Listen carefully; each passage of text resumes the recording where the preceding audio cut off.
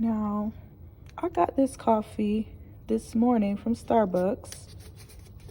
As you can see, Tania 8:43. Right now it's 2:24 and I'm pouring it out. Why is it like slimy? You didn't see it before. Look, look, look, look.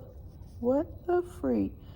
And I didn't really get anything in my coffee. When I opened it up, I noticed it had some weird yellow stuff at the top. I got whipped cream and cinnamon in it. Look. Like, what is this? Somebody explain it to me. Maybe I'm a little slow or something. Cinnamon, light whip, Starbucks.